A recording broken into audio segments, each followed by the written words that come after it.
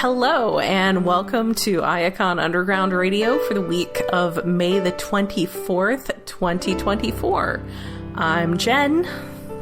And I'm David. Welcome back to Robot NPR.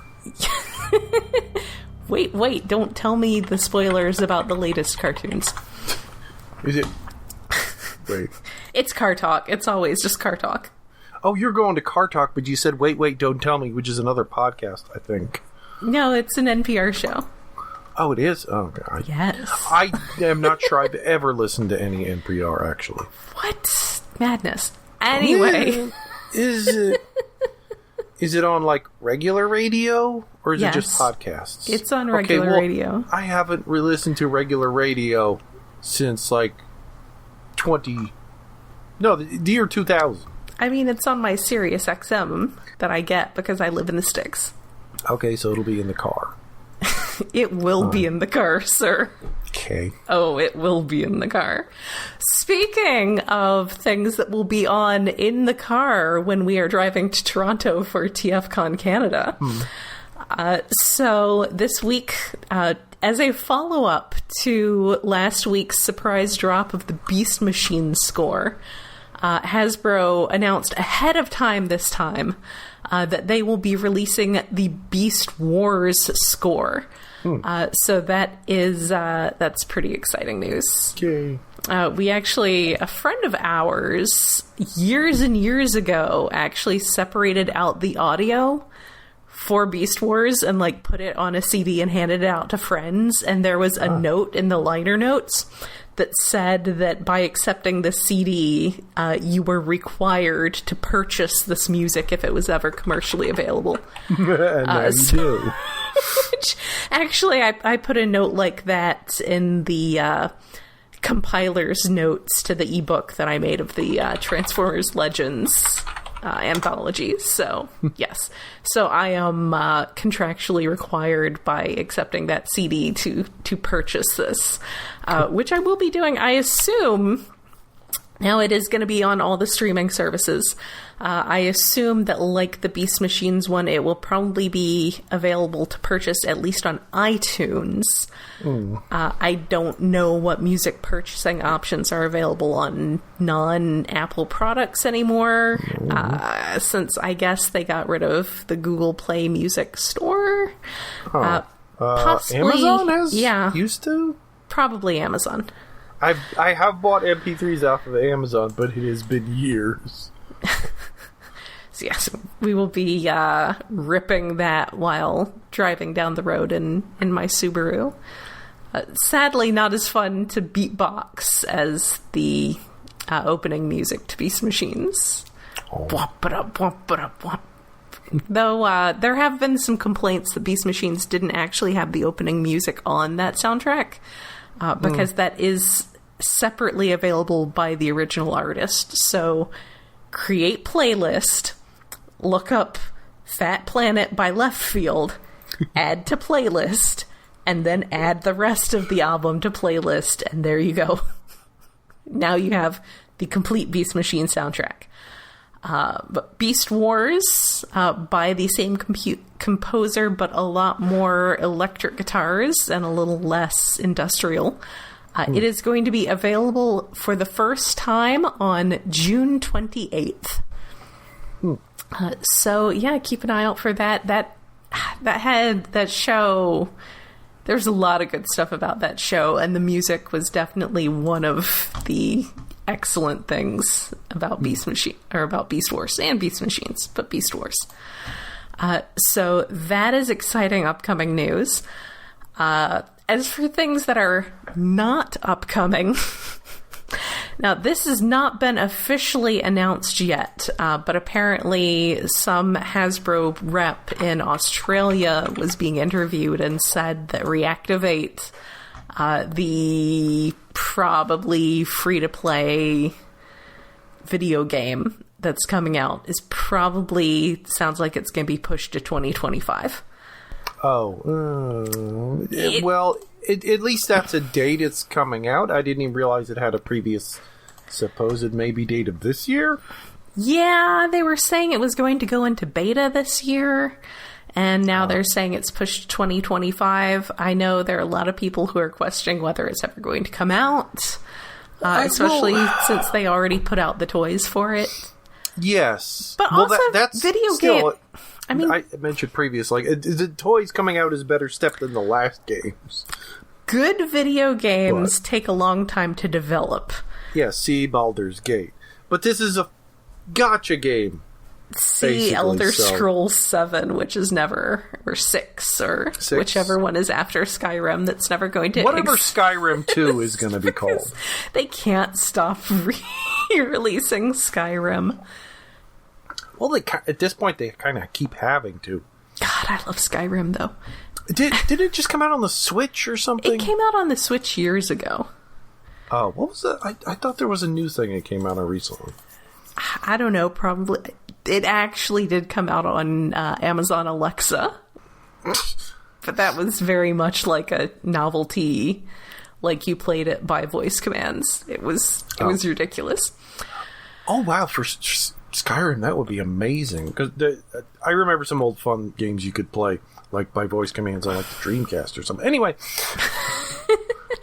So that continues to be put off. We are still waiting to see if that is a thing that's really going to exist. But, I mean, video games do take time to develop. Not shoveling it out in a hurry could be a good sign, or it could be a sign of, going the same path as the MMO that turned into a MOBA that turned into vaporware. Yeah, that is a problem. Is it like with Baldur's Gate 3? It's like push it back further to finish quality so it's actually done when it's done. Or it could just be production problems of we've had to restart the game 3 times on different software. Or maybe they've downsized the crew making the game to itty-bitty at this point and it's just not working. Yeah, that's not great. Who knows? So we'll Video see. games are weird. I mean, I Big am video games are weird. Not a fan of anything that's microtransaction driven. Yeah, no. So we shall see. Before we dive into a bunch of toy news and then a little bit of comic talk, we regret to hear that about the passing of Don Perlin, who was one of the primary illustrators on the original Marvel Transformers comic. Actually, it seems like when Hasbro announces those comic series toys, it's a Curse of Doom, because they did the Shockwave one, and that artist died. And Don Perlin is known well for that art, for the whole story that Straxus was in. The excellent Smelting Pool and Bridge to Nowhere 2 issues. Yeah. So now he's passed away, now that we're getting a Straxus toy. Maybe he just needed to live long enough for there to be a Straxus toy. Yeah, it's weird timing. I would be like that. Also, he drew the Car Wash of Doom story. Oh, I freaking love that one. I was thinking about that one earlier today. That I was just generally thinking about like going to the con and like what comics get people to sign. And it's like, man, Budiansky wrote just like some really good comics back then. He and did. Car Wash of Doom was like one of the best. It's solid. Yeah. It genuinely is a solid story. I mean, I've reread a lot of that over the past couple years since I got an iPad, and yeah, it's pretty solid stuff. Once it had some growing pains at the very start, and in the middle, he kind of was obviously getting tired of Hasbro telling him to sell more toys and write less about that one guy who we invented the concept of short packing because no one knows what a Honda City Turbo is. It's like there's things we bring up all the time. But yeah, man, introducing new toys is like the best and the worst thing for Transformers. It's like, we want new characters, but can you stick to a story? Which is why, we get to modern comics later. But yeah, that's notable. Go to the wiki and take a look at the list of issues that he did, and there are some real gems in there. So, toy news. First, real short one. Tidal Wave is shipping. So, if you have Tidal Wave on pre-order anywhere, gird your credit card. Yay! Is he coming out at retail, or was he just Pulse and Amazon exclusive or whatever? I mean, what? Oh yeah, because he's a Titan. Did the other Titan big guys come out? Well, I think I saw the Arc. So I forget if I ever saw the Nemesis in the store. I'm pretty sure I saw the Arc like literally one time at Walmart, and then it was gone. Nemesis. I think I saw it a few times. Nemesis, they did intentionally dial down the production numbers on, because there was just too much clearance going on with the earlier ones. So Nemesis did have lower production numbers. I certainly never saw her in a store, but my local stores don't tend to carry a lot of stuff at that price point anyway.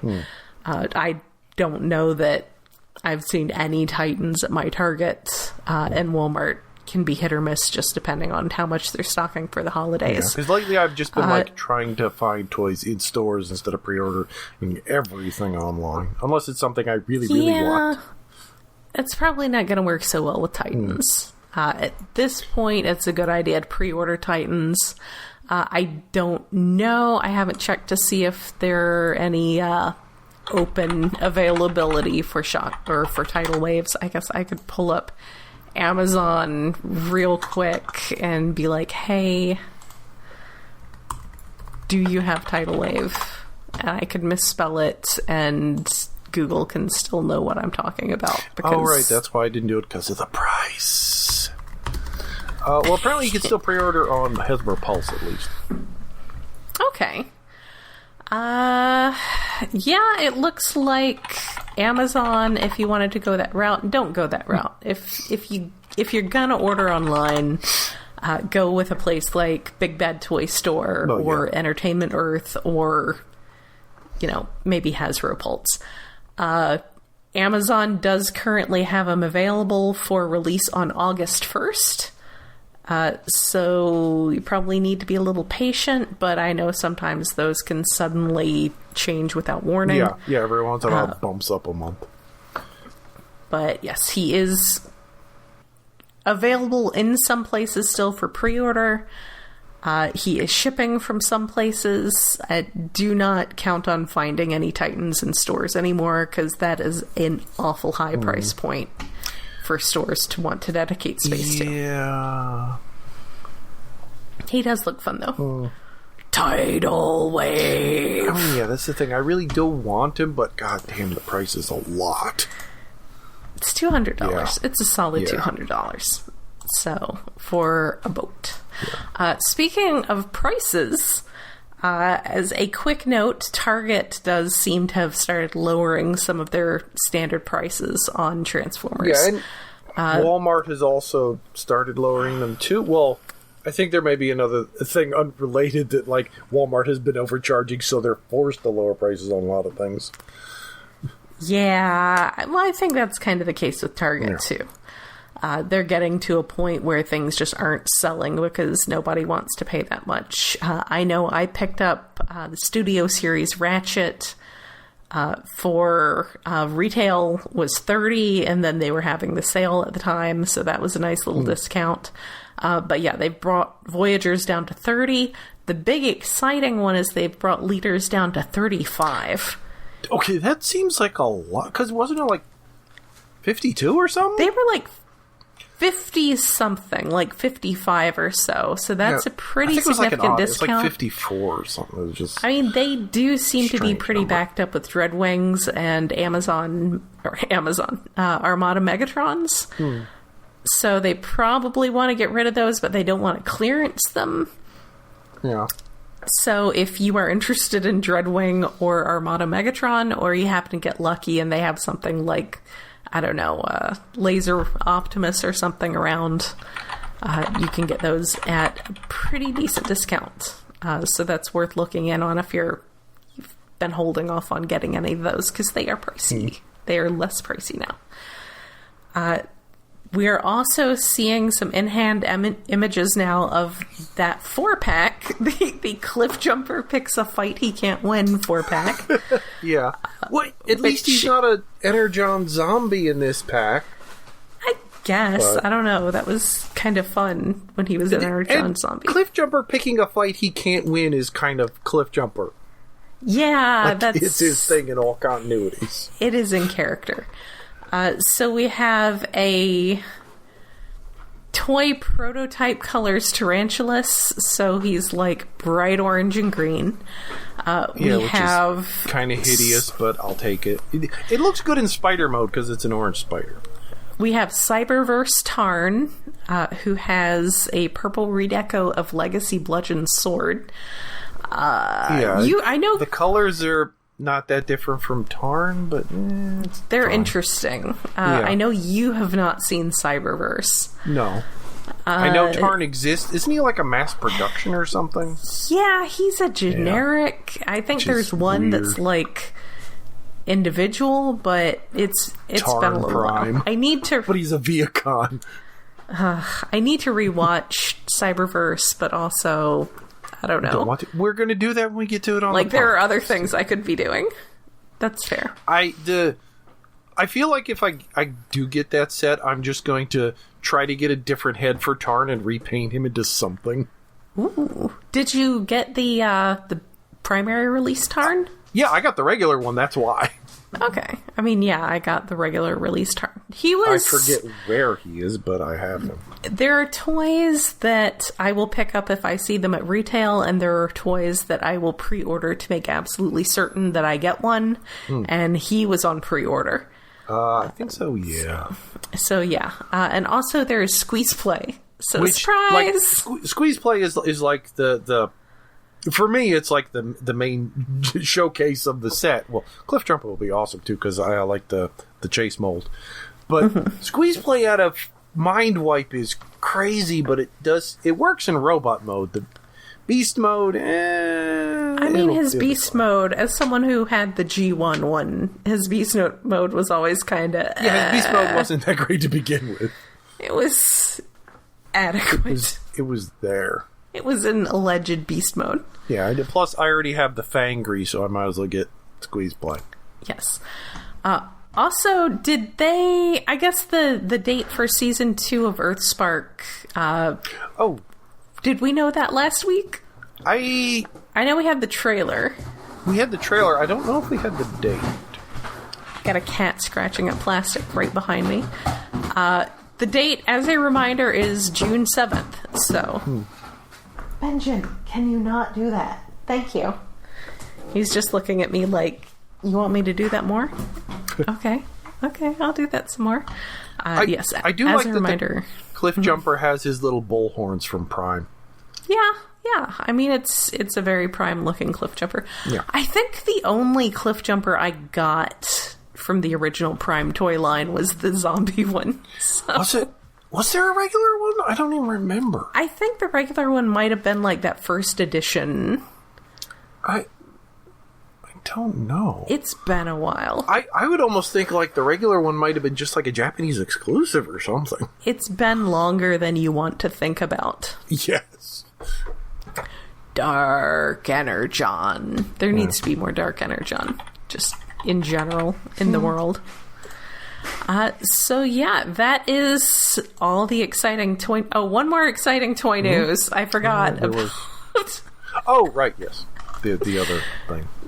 Yeah, the continuing in the Studio Series movie line, the original animated movie with the dead Autobots.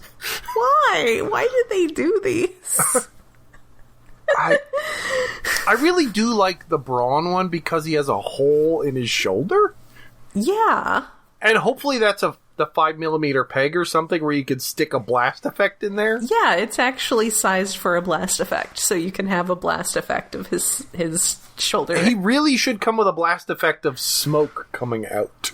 He should. Ratchet also has a hole in the middle of his chest, which I assume Ironhide also had, but you could put a blast effect. And it actually shows... It was either on the back of the package or in, like, the promo art. but it showed him with effect attached. Yeah. Why? Why did they keep the last ones ended up at Ross? I know, but I want that stupid brawn. Yes, it's on the back of the package. It's like a little inset image of Ratchet getting his chest blown up. I can understand Prowl, because Prowl is an asshole, but why Ratchet? I don't want to see Ratchet dying. Well, no, it's not a deathly wound. His window's just broken. He could still be kicking ass. Kicking Starscream in the face. Yes. As he should. Just gonna put some purple paint on him, and now that's kind of tempting. Yeah. I am impressed with how miserable Brawn looks. Like, the anguished expression. I mean, both of them have some pretty anguished expressions. I guess there was a regular release of Cliffjumper. Oh, he was a first edition. You were right. Okay. Okay. I never saw that toy. Yeah, the first editions just kind of came and went. I know I had to go. I mean, I got the first edition RC at retail, but it was... I got the Starscream and I think the RC. It was a lot of trouble. It was not easy. And don't even talk about the Bulkhead Man. That was rough. That one, I think I had to get a Canadian to sell me one at BotCon. It was rough. So yeah, for some reason, Hasbro is determined to continue selling these toys of your favorite characters dying horribly. They're doing it for all the Autobots. When are we going to get disintegrating Starscream? Or just a pile of dust with a crown in a box? I might have to get that for my nephew who hates Starscream for all the reasons that you're supposed to hate Starscream. So that's fair. But... Man, yeah, that sure is a thing that they keep doing.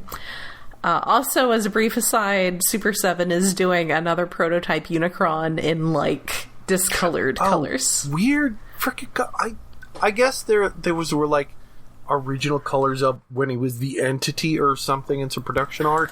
But to me, it just looked like... He kind of looked like a Kamen Rider helmet that was opened up and became a robot. To me, it just... Because it's like green with red eyes on his crotch. It just looks like he's been, like, sitting in a window in the sun. Discolored. It's not great, but I guess it falls into the category of stuff that someone must be buying, because they keep making it. Maybe. So, speaking of things that someone must be buying... I suppose it's time to move on to comics. Oh, yes. I went to the comic shop today to try to get the trade of the first volume that was supposed to come out this week or last week. My comic shop did not have it. I think like a month ago I had mentioned like I would like the trade, but I guess I didn't put it on the list. I was going to say, did they not order it at all, or did they say if they sold out? They got like 2 or 3 and they sold out. Oh. Did they only order 2 or 3, or did they just get 2 or 3? Yeah, apparently. Okay. Yeah. Apparently they didn't actually put, like, that I wanted it down or something. I don't know, maybe that miscommunication or something. Anyway, but they did have the first 6 issues still sitting on the shelves, so I got the first 6 issues. That's because they keep reprinting those. You said issue 1 is like a 6th printing or something? Issue 1 is the 6th printing. Issue 2 is the 4th printing. Issue 3 is the 3rd printing. Issue 4 is also the 3rd printing. And I just now realized that the 3rd printing, like, has a wraparound cover of presumably more issues than the 2 I have. So I missed the 1 and 2, at least of those. It's a lot of printings. Yes! That does happen for first issues and stuff, but that it's still going. The 3rd printing of the 4th issue. It's like, it must be doing exceptionally well. Well, it has been nominated for an Eisner Award. I mean, understandably throughout. So I just marathoned the first 4 issues, and it is good. It is a good read in like quick succession. Mm-hmm. I don't know how each issue would have done individually, but it does seem like there's a lot of action in each one, and it's fun. Oh my god, the art! It's definitely the art is the best part. a little slow to read a month at a time, and I kind of feel like I should switch to the trades, but yes, it was nominated in Best Continuing Series alongside, for some reason, entirely DC books, which, I don't know. As a Marvel person, I don't know how I feel about that. It could be possible, but I haven't touched DC books other than maybe a couple since they rebooted the New 52 shit. Because they killed the Power Girl comic I was reading. I'm looking at this, and 3 of the 4 writers on the other nominations are people who I know have done Marvel stuff. Well, so that's happened over the last few years. Guys who were doing a lot of like isn't Jason Aaron at DC now or something?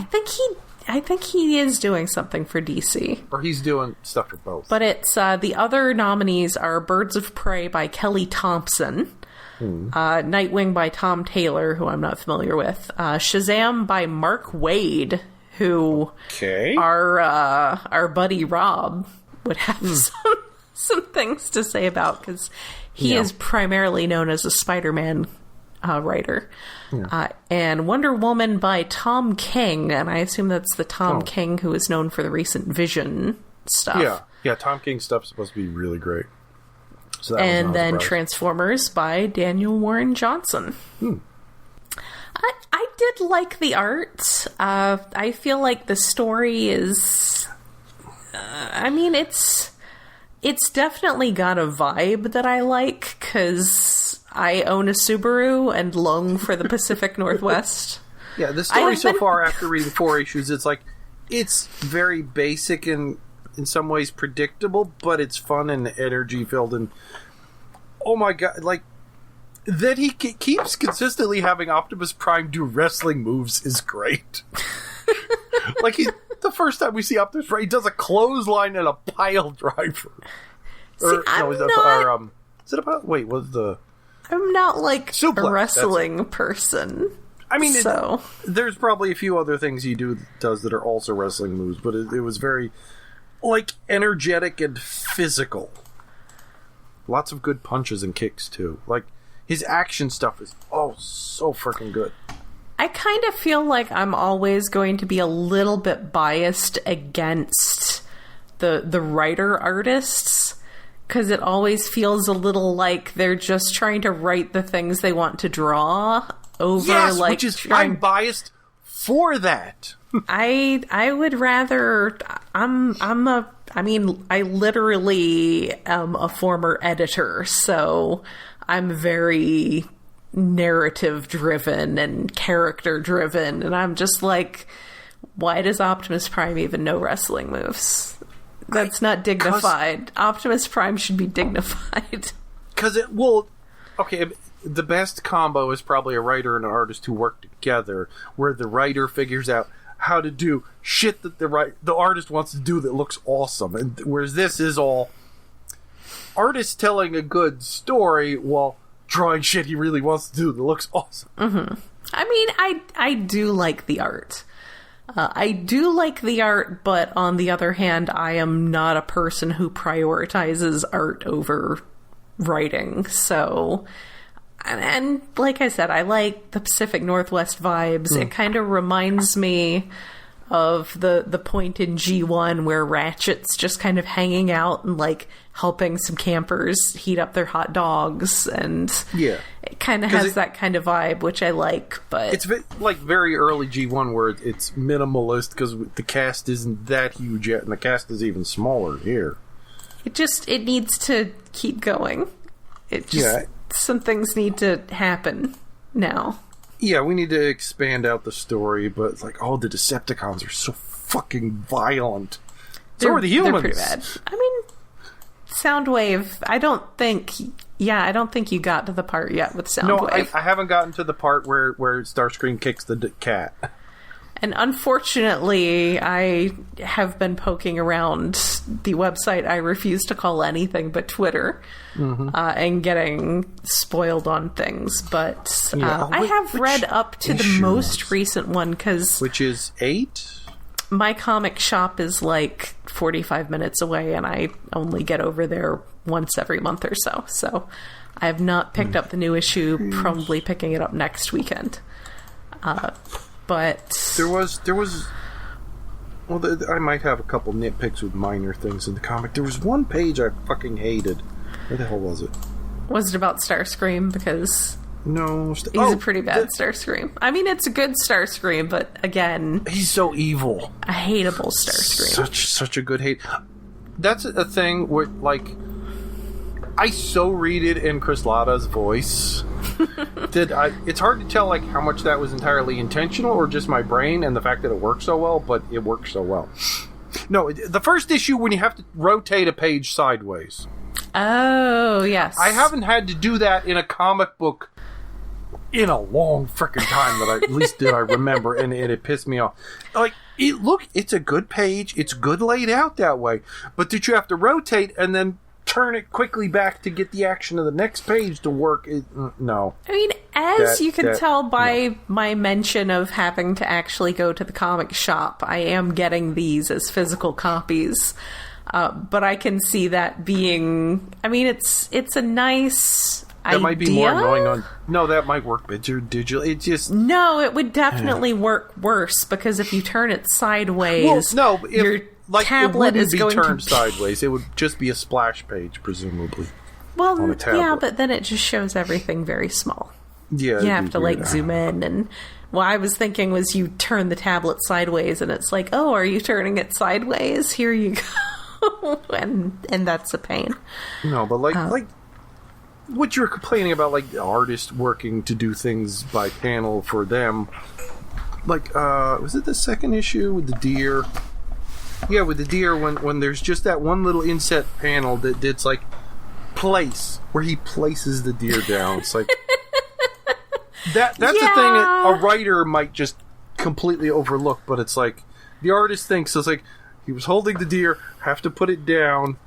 I'll make a little inset panel, and like, it has weight. Mm-hmm. I did think of that scene when I hit a deer in my car a couple months ago. Yeah. Also, the coloring is really fucking great. The coloring is very nice. That is...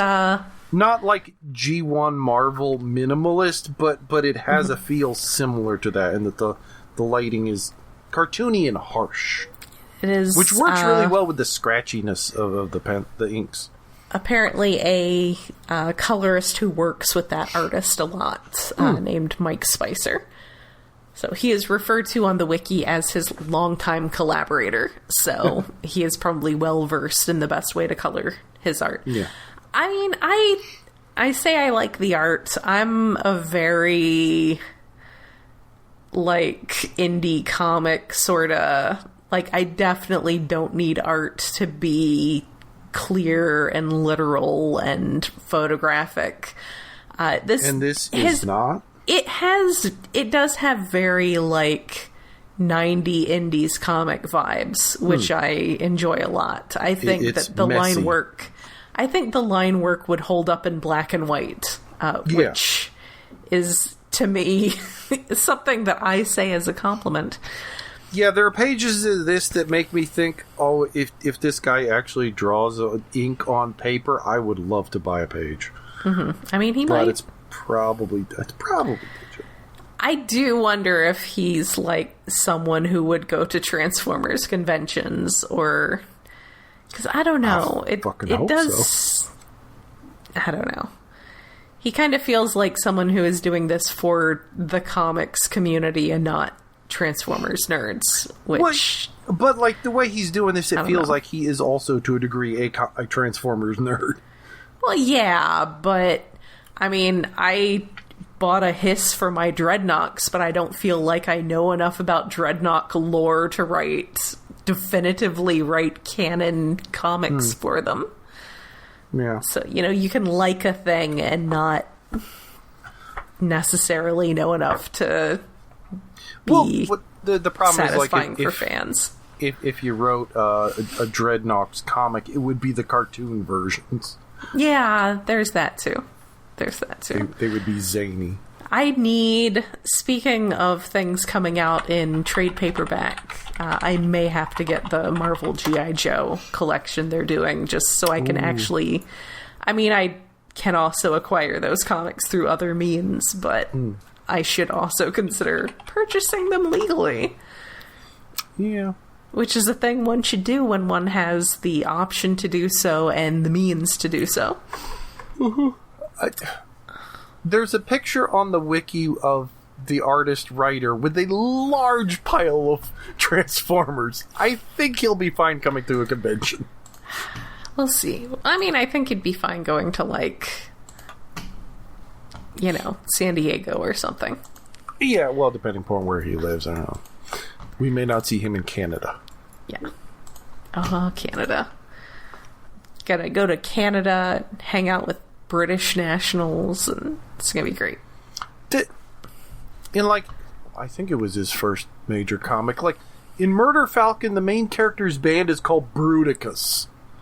Okay. I mean, I guess that's pretty good. It's spelled differently, but... Still. I mean, we'll see. I feel like... And I was gonna rewatch some of Earthspark leading up to the next season coming out. And I think it's interesting how it feels like the stuff for kids is more interested in respecting the past while moving forward. And the stuff that's for adults who presumably have heard all of these stories before just keep retreading the same stories. Yeah, well, yeah. Well, nostalgia sells, apparently. Yeah, but, I mean, apparently nostalgia gets you an Eisner nomination. Yes. Which is wild. That works. I mean, I guess Best Continuing Series doesn't... I mean, that's a whole package. That doesn't single out the artist or the writer or anything. It's just specifically for the series. So that's okay. Sure. I mean, the art's pretty good. I would say that the art gives it extra. Murder Falcon is an actual Falcon man with a cyborg arm. Sure. It's one of those comics I've heard of, but never seen. Like, it came up on a bunch of comic book podcasts. I haven't listened to it forever, but I've been too out of comics since the comic shop here closed. I'm trying to decide whether I want to, how much of the new X-Men stuff I want to pick up now that that's rebooting again. Again? Is the Krakoa stuff done? Yes. Oh, okay. So if you wanted to jump in, I do appreciate that they did not give Gail Simone the comic with Cyclops in it. Oh, yeah. All right, Gail Simone's writing one. Betsy and Rachel are going to be in X-Force now. So I guess I have to read that. About the ladies. Yeah, actually, interestingly, I look at the nominations for Best Writer, and you have another nomination there for Tom Taylor doing Nightwing, another one for Kelly Thompson doing Birds of Prey, another one for Mark Waid's stuff, and then G. Willow Wilson and Mariko Tamaki and Stephen Graham Jones. So it's the whole package it's being nominated for. And apparently comic shop owners have a lot of say in this, so they're probably just excited that people are coming in to buy this because apparently it's selling like crazy. So it's fine. I'm not going to stop reading it. I'm not as mad about it as I am about Void Rivals just refusing to have things actually happen. I saw the most recent Void Rivals had, like, Springer on the cover, and for a second I was like, oh, maybe I should pick up... Oh, I probably shouldn't. I mean, yeah, that's the thing, is it makes me... It's like when people complain about queer baiting in something. It's like, this is Transformers baiting. This is robot baiting. Yeah. It's... We're promising you... We're putting in some Transformers content that's very surface level... and not actually that good, just to make you buy this. We're like Wolverine baiting. Like, remember when Wolverine was on the cover of so many goddamn comics? Yeah, as someone who got into the Marvel UK imprint back in the day, I very much remember when Wolverine was on the cover of everything. Yeah, only now it's more diverse. Hey, it's Jetfire, it's Springer, it's whatever. It's like, hey, pick up this issue of Motor Mouth and Kill Power. It's got Wolverine. Pick up this copy of Wild Thing. Pick up this copy of Dark Angel. It's got Wolverine on it. I read all of those. I read so much of that stuff. I was like 14 and I was so dumb. So yeah, that was a whole thing. So yeah, I mean, it's fine. I'll continue reading it. Yeah, it's fine. It's good. I'm probably still going to continue reading Void Rivals because, I don't know, I'm a sucker and I hate myself. I was tempted to get the Cobra Commander book, but again, I don't need it. I've heard good things on that one. I've heard you might like that one, but probably. I don't know. I think that's showing up in my pull intermittently. I may have to adjust my pull settings at the comic shop when I set up all the X-Men stuff. Gail Simone, that's going to be fun. Yeah. So I think that is it for this week. We are actually coming in under the hour mark, so that's a nice change. That's what happens when we record in the middle of the night, because my schedule's wonky.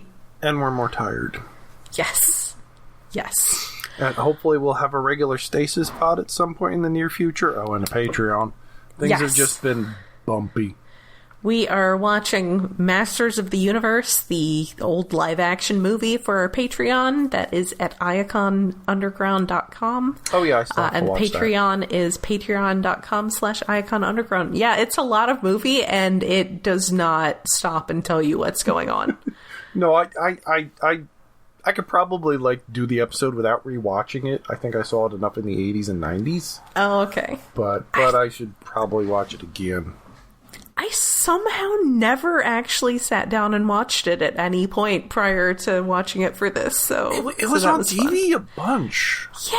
Or maybe it was on HBO and I saw it a couple times there before it got into syndication. We did not have premium cable. I will tell you that. Well, I just accidentally had the HBO for a decade. Oh, oops. You turned it on. Like that time we accidentally just had one of the pay-per-view channels. And my dad didn't tell us until a couple weeks later, because first it had just had Rob Roy. And he was like, no one here wants to watch Rob Roy. And then the next month it had Congo. So then he let us know. Like the local cable package, every once in a while it would turn on free, here's free Showtime for a week, and then it would take it away. But they turned on HBO once and never turned it back off. Ooh. And I don't think we ever paid for it. That sounds nice. Yes. See, we had something like that, except what it was called was My Dad's College Buddy had HBO. Oh. I thought you were about to say, we had a box. And a Betamax recorder. Because we had Betamax at the time. So, yeah. But yes, that is it for this week. Hopefully, even if we gotta do this in the middle of the night, we can keep up with this, because news pods are fun. Yeah, short, quick. Hopefully we can keep them short, and we'll do them every once in a while as news progresses and we get a new movie. Yes, on my birthday. And this will be something to do when we're at the convention, if we can get audio to work. Which is not on my birthday. Oh, I have so much tech stuff. I'm bringing so much computer equipment. It'll be amazing. Okay, good. Yeah, because you're bringing a laptop, and my Chromebook might cut it, but I don't know how to record audio on it. I'll set up some extra laptops, except they'll all have Linux on them, so whatever. Congrats. You get to learn Linux. Whatever. Just bring a decent mic. A Snowball might work for recording multiple people. We will find out. I haven't tried. We just all right. Huddle around it somewhere. I don't know. So that is it for this week. Until next time, good night. Good night. Maybe this will come out Saturday. Maybe. We'll find out.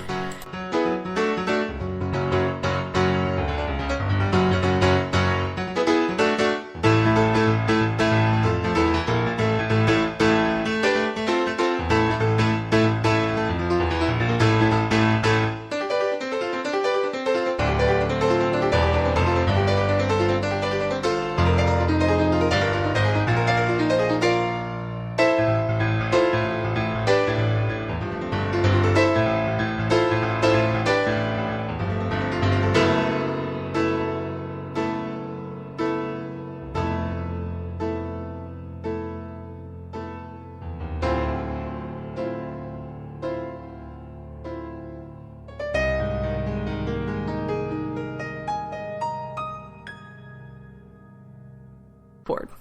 Bum, bum, bum, All right. bum, bum, bum. Now make sure squiggles are squiggling, and I guess today is Friday, so today is the date. The 25th, the 24th. Buddy, come on, please.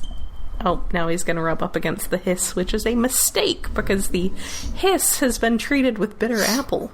So, the cats don't chew on my $300 Dreadnought tank. I mean, mine's Dreadnought tank. All right. We ready? Are we satisfied that everything is functioning properly? Yes. I'm pretty sure that Rocky, can you go do something else? He says no. He says he needs to do this right now. It's causing as much trouble as possible.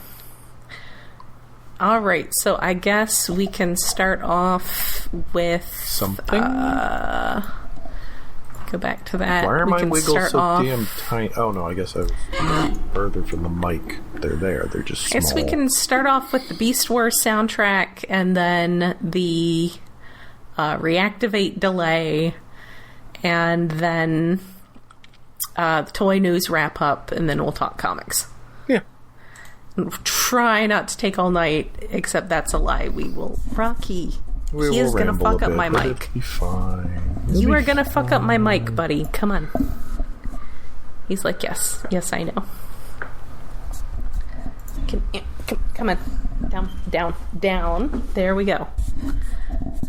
This is what happens, is they rub up against the mic cable and it wiggles, and then my computer decides that it's not talking to the mic anymore, and it's annoying. All right. Okay. I am ready. Ready? Yes, ready, go. We're already recording. Okay. So. Right. Well, that's just to test the schools. Okay.